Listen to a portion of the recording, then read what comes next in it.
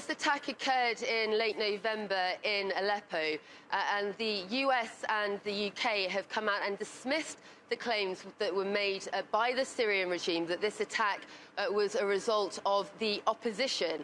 Now, I'm just going to read you through, Adnan, what that statement from the US State Department spokesperson says. They said that on November 24th, the Assad regime in Russia falsely accused the opposition of conducting this attack in northwest Aleppo. They went on to say that the US strongly refutes this narrative and has credible information that pro-regime forces likely used tear gas against civilians in Aleppo. So the US is saying that they deny that the Syrian regime claims that this was a result of the opposition. They've gone further, saying that the Syrian regime has falsely accused the opposition of that attack. Now, the Syrian regime said that that attack that left some 100 people injured was a result of some kind of chemical weapon.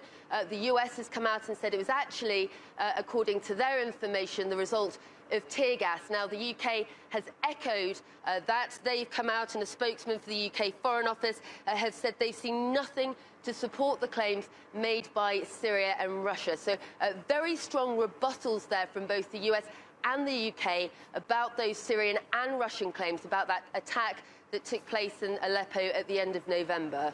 What about the significance of the geography of the Russian airstrikes against the opposition? Because it was the first time, wasn't it, since the buffer zone was created to stop an all-out assault by the regime on Idlib. So what does that mean going forward in terms of the buffer zone and what might happen on the ground eventually with the regime looking to gain Idlib?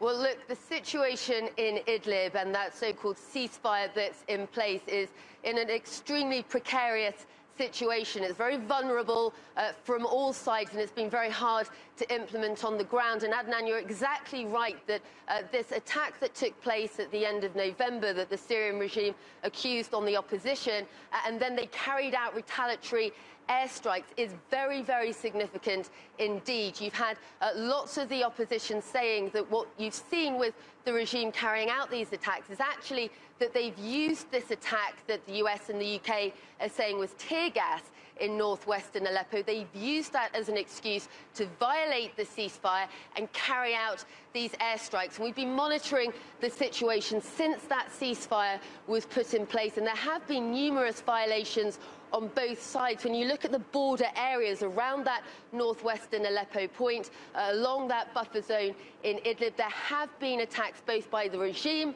into opposition territory and opposition attacks as well. So the ceasefire in Idlib is in an extremely precarious situation. And of course, this comes back to the civilians that are in Idlib. More than 3 million people, it's thought, remain in that situation, the last area of rebel-held territory in Syria, and all they have protecting them right now is that ceasefire, is that demilitarized zone, and that is looking pretty weak at the moment.